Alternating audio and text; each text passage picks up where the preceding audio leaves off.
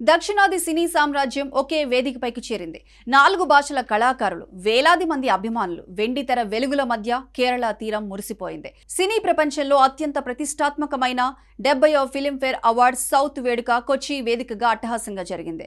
అంచనాలకు తగ్గట్లుగానే పుష్పరాజ్ గర్జనతో అవార్డుల వేదిక దద్దరిల్లింది. ఐకాన్ స్టార్ అల్లు అర్జున్ మరోసారి తన సత్తా చాటగా నివేద థామస్ నటనకు విమర్శకులు సైతం ఫిదా అయిపోయారు. అసలు ఈ మెగా ఈవెంట్ లో మెరిసిన తారలెవరు? పుష్ప 2 సినిమా సాధించిన అరుదైన రికార్డులేంటి? కుర్చీ మడతబెట్టే సాంగ్ క్రియేట్ చేసిన సెన్సేషన్ ఏంటి? ఇప్పుడు చూద్దాం. కేరళలోని కొచ్చి నగరం రంగురంగుల విద్యుత్ కాంతులతో మెరిసిపోయింది. దక్షిణాది చిత్ర పరిశ్రమలో అగ్ర నటీనటులు, దర్శకులు, సాంకేతిక నిపుణులందరూ ఒకే చోట చేరడంతో కొచ్చి వీధులన్నీ కళకళ్లాడాయి. 2024 సంవత్సరానికి గాను అద్భుతమైన ప్రతిభ కనబరిచిన వారిని గౌరవిస్తూ నిర్వహించిన ఈ 70వ ఫిల్మ్ఫేర్ వేడుకలో టాలీవుడ్ తన ఆధిపత్యాన్ని చాటుకుంది. ముఖ్యంగా అందరి కళ్ళు ఒక్కరిపైనే నిలిచాయి. ఆయనే icon star Allu Arjun. Pushpa 2 the rule ఈ పేరు వింటేనే థియేటర్లో పూనకాలొస్తాయి. అదే సినిమా ఇప్పుడు ఫిల్మ్ఫేర్ వేదికపై కూడా ప్రభంజనం సృష్టించింది.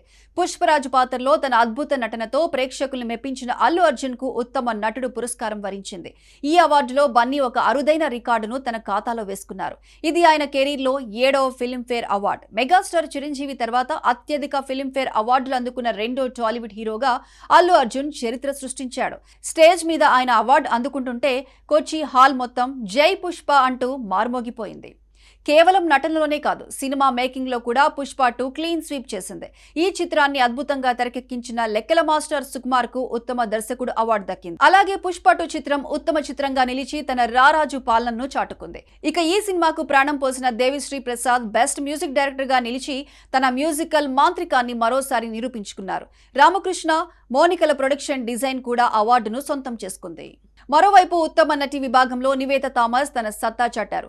35 చిన్న కథ కాదు సినిమాలో ఒక మధ్యతరగతి తల్లిగా ఆమె కనబరిచిన సహజమైన నటనకు జ్యూరీ సభ్యులు జై కొట్టారు. గ్లామర్ ప్రపంచంలో ఉంటూనే అద్భుతమైన పెర్ఫార్మెన్స్ ఇచ్చే నటిగా నివేద థామస్ మరోసారి ప్రశంసలు అందుకున్నారు. ఇక సహాయ నటుల విభాగంలో భారతీయ సినీ దిగ్గజం అమితాబ్ బచ్చన్ కల్కి 2898 AD సినిమాకు గాను బెస్ట్ సపోర్టింగ్ యాక్టర్ అవార్డు అందుకున్నారు. గ్యాంగ్స్ ఆఫ్ గోదావరిలో బలమైన పాత్ర పోషించిన అంజలికి ఉత్తమ సహాయ నటి అవార్డు దక్కింది. విమర్శకుల మెప్పు పొందిన చిత్రాలకు కూడా తగిన గౌరవం దక్కింది. హనుమాన్ సినిమాతో బాక్స్ ఆఫీస్ వద్ద సెన్సేషన్ క్రియేట్ చేసిన తేజ సజ్జా ఉత్తమ నటుడు అవార్డు అందుకోగా, సత్యభామ సినిమాలో పవర్ఫుల్ పోలీస్ ఆఫీసర్ గా నటించిన కాజల్ అగర్వాల్ ఉత్తమ నటిగా నిలిచారు. ఇక సంగీత ప్రపంచంలో దేవరా సినిమాలోని చుట్టమల్లే పాట రాసిన రామజోగయ్య శాస్త్రికి ఉత్తమ గేయ రచయిత అవార్డు, ఆ పాటను మధురంగా పాడిన శిల్పారావుకు ఉత్తమ గాయని అవార్డు లభించింది. ఇక వేదికను ఊపేసిన మరో అంశం కుర్చీ మడతపెట్టి సాంగ్. గుంటూరు కారం సినిమాలో మాస్ ఎనర్జీతో ఉన్న ఈ పాట 2 ఫిల్మ్ఫేర్ అవార్డులను కొల్లగొట్టింది. ఈ పాటను హుషారుగా పాడిన శ్రీకృష్ణకు బెస్ట్ మేల్ సింగర్ అవార్డు రాగా, యావత్ దేశాన్ని స్టెప్పులేయించిన శేఖర్ మాస్టర్ కు బెస్ట్ కొరియోగ్రాఫర్ అవార్డు దక్కింది.